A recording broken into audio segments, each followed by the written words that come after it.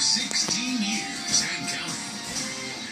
Thanks for staying with us. I'm Bill O'Reilly in a personal story segment tonight. On Monday, the Los Angeles Times daily tracking poll, the LA Times right here, had Donald Trump in front of Hillary Clinton by nearly 7 points. Today, all right, just 5 days later, and 4 because they had to take that poll yesterday, the Trump lead has dwindled to 2.5.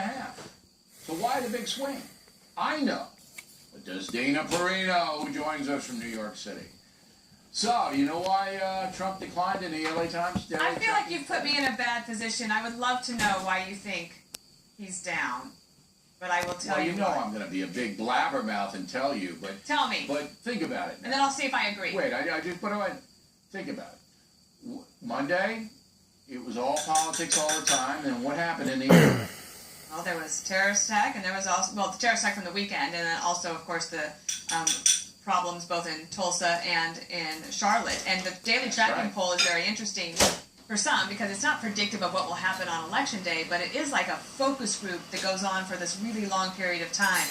And because these people are in a focus group and they know they're going to get a phone call, I imagine that they want to do their homework. So they're watching more of the news, they're paying a lot of attention to the newspapers, social media, however they get their information. And typically, in these situations, if you look at even just the Fox News poll last Sunday, when it comes to how you would handle race relations or dealing with terrorism, Hillary Clinton, her lead has narrowed, but she continues to do better in Trump and polls on those two issues. Well, that's a very good analysis, but why Trump has declined 5 points in 5 days or 4 days is because he hasn't been around. He knocked off the air. Both candidates were. Yesterday, they both were invisible. They were either rehearsing or resting or whatever. But Trump, and this is me, Trump does better when he's seen, especially in the evening on the news programs, saying something strong. And so after terror stuff, he's strong on terror, all right? And that's a big, big plus for him. But the race stuff takes him out of the equation as far as exposure is concerned, and he's not so big on the race stuff. So that's why I think he's declined. Would you quibble with that? Not necessarily, but, you know, for example, in the interview that you did with him earlier in the week, when you were just talking about it with Bernie Goldberg, there was another part where he said about the U.S. military that this is the gang that can't shoot straight, which is a funny line, and I know it was in context, but if you are in the daily tracking poll and you're paying attention to all of the news, maybe that gives you a little bit of pause. But I don't think this poll is... if you're a Trump supporter, I wouldn't worry too much about this. It's not a definitive poll. No. It sums up the mood of the country, at least that's what they try to do. For that moment of the time. All right, today, Ted Cruz endorsed Trump. Were you surprised by that?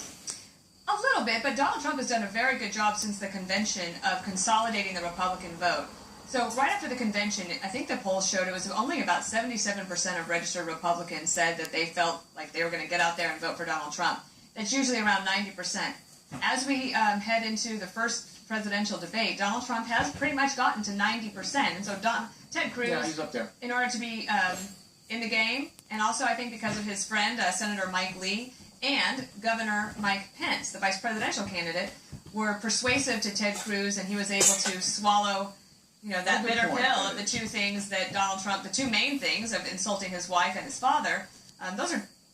Those are bitter pills to swallow, but he was able to do it, and he was statesmanlike, and Donald Trump will, I think, benefit somewhat from Ted Cruz's support, but I actually think Ted Cruz benefits from getting on the right side of Donald Trump overall when it comes to Texas. Trump will do very well there. Yeah, no, you just made a point I never even thought of, and that is a good point, is that Pence, who, you know, he's not Mr. Excitement. I mean, I know that everybody's looking forward to the Pence-Kane debate. Can't wait. I mean, how much excitement can we stand? I mean, really, how much? But anyway, what Pence does, and what Ms. Perino just pointed out, that I never even thought about, is he is the diplomat of the Trump ticket, and he goes to certain individuals, like a Ted Cruz, and other people. You got Paul Ryan, probably. Says, very good friends with Paul Ryan. Here's what's going on behind the scenes. Right. Here's what's going on behind the scenes. Here's what we're doing. Here's what you can expect if we win. And he does it quietly, but he does it very effectively because he has credibility. Right. So you're right. I think it's the Pence thing. And remember, Governor Pence was very supportive of Ted Cruz in Indiana. Trump won Indiana, but Governor Pence was very supportive He played it right. of Cruz. He played it right down the middle, right? Now, last question, 45 seconds. In the debate on Monday night, is there any wisdom you can impart to the viewer to enjoy it more or something to look for? Well, I think what everyone has to look for is just imagine, do you want to be looking at this individual in your living room on your television sets for the next 4 to 8 years? And a lot of this is nonverbal. I heard you and Bernie talking about that. The head nod that George W. Bush gave to Al Gore largely was accounted for him solidifying the very important question of who would you rather have a beer with? Now, Donald Trump probably wins that hands down. So I don't know if that's the best question if you're a Democrat. I don't know, because Trump will never buy. And he doesn't drink. Just everybody keep that. And he doesn't drink. That's a joke. That's a joke. All right? I don't want you Trump people ringing my house. Dana Perino, everybody. Water's on deck. We sent him out to a Hillary Clinton rally because he went to a Trump rally, fair and balanced. Then, O'Reilly versus Kimmel. We'll show you some of that. Moments away.